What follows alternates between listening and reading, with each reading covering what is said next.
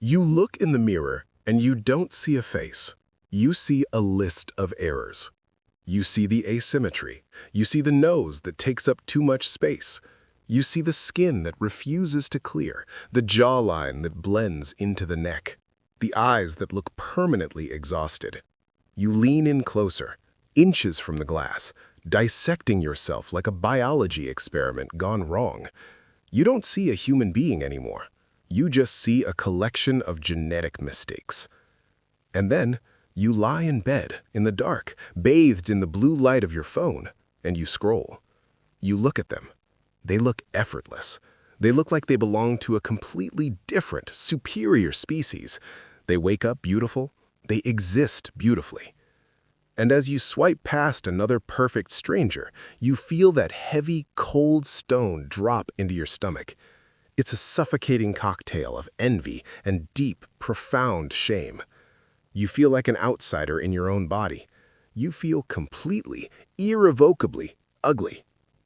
But I need you to listen to me very carefully. The ugliness you are feeling right now, it has absolutely nothing to do with your bone structure, your weight, or your skin. Your face is not the problem. Your filter is. Today, we are going to break the glass. Let's talk about the monster in the mirror. It is a specific type of psychological haunting. You know exactly how it operates. It attacks you when you are at your most vulnerable. Maybe you spent an hour getting ready. You finally convinced yourself you looked okay. You step out into the world, but then someone takes a candid photo of you, or you catch your reflection in the harsh fluorescent lighting of a store window. In a fraction of a second, the illusion shatters. The physical sensation is immediate. It's a tightening in your throat, a flush of heat on the back of your neck, the sudden overwhelming urge to fold your arms, to look at the floor, to crawl out of your skin and hide in a dark room where nobody can perceive you. You want to cancel your plans. You want to disappear.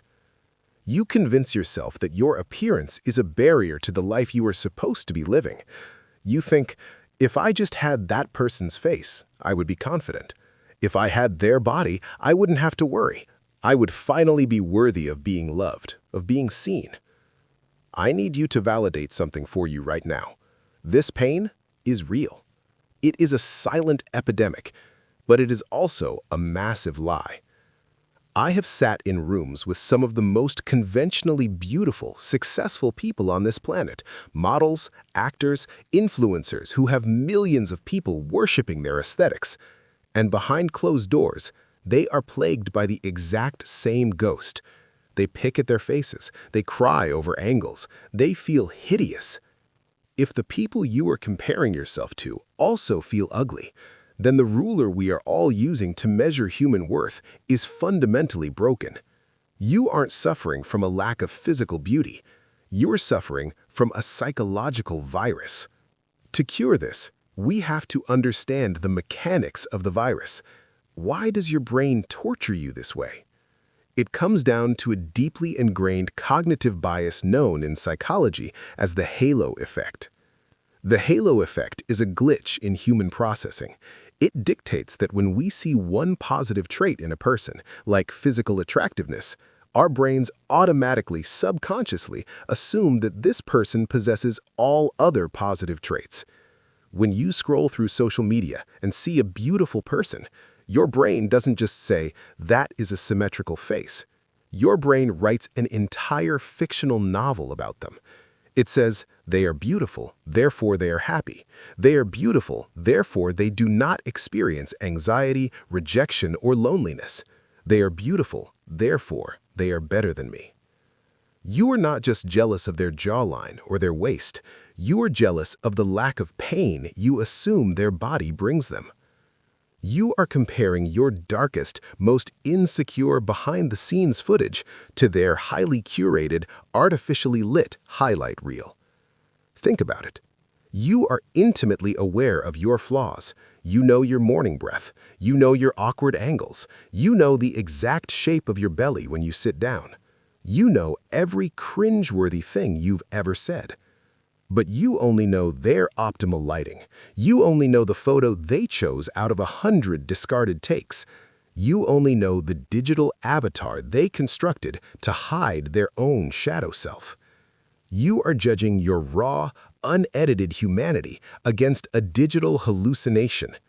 It is a mathematically impossible comparison. You will lose every single time, not because you are actually inferior, but because you are playing a game that was rigged from the start. You cannot simply think your way out of the halo effect. You have been conditioned for years to view yourself as a product on a shelf. To break this, we have to aggressively alter your environment and your habits. Here are 3 unconventional psychological steps to stop the loop. Step 1. Mute the triggers. Your social media feed is not entertainment. It is your psychological diet. If you drank poison every morning, you wouldn't wonder why you felt sick. So why do you consume digital perfection for 3 hours a day and wonder why you hate yourself? For the next 30 days, you are going on a beauty purge. If a fitness influencer makes you feel inadequate, mute them. If a model's lifestyle makes you feel poor, unfollow them. This is not petty, it is not jealous, it is psychological hygiene. Starve them comparison engine with artists, with philosophy, with nature, with ugly, messy, real things. Step 2. The mirror fast. This will sound extreme, but it is one of the most effective resets in cognitive behavioral therapy. For 24 to 48 hours, you are not allowed to look at your own reflection. Cover your bathroom mirror. Turn off the selfie camera on your phone. Right now, you are living from the outside in. You view your body as an object to be audited. By removing the mirror, you are forced to live from the inside out. You have to feel your legs carrying you. You have to feel your lungs filling with air. You reconnect with the function of your body rather than obsessing over its form. Step 3. Radical acceptance. The self-help industry tells you to look in the mirror and chant, "I am beautiful, I am perfect," but your brain isn't stupid. If you feel ugly, saying, "I am a supermodel," feels like a lie, and it only makes you feel worse. Instead of forced positivity, we use radical neutrality. When you look at your flaws, strip away the adjectives. Stop saying, "My nose is disgusting." State the biological fact. This is a nose. It processes oxygen. Stop saying, "My stomach is gross." Say, "This is a stomach. It digests food to keep me alive." Train your brain to see your body not as an ornament to be judged, but as a vehicle for your existence. You have spent so much of your finite, precious life worrying about how the world sees you that you have forgotten to actually see the world. Listen to me. Beauty is not the rent you pay to exist on this earth. Your face is not your legacy. When you are gone, nobody will eulogize the symmetry of your jawline or the clarity of your skin. Your impact is your legacy. The way you make people feel when they are in pain, the art you create, the kindness you offer to strangers, that is what makes you magnetic. That is what makes you immortal. You are not a painting hanging in a museum, waiting for critics to rate you out of 10. You are a living, breathing force of nature. Stop apologizing for the vessel you were given. Stop comparing your raw, chaotic, beautiful humanity to a digital ghost. Smash the mirror, walk out the front door, and reclaim your life.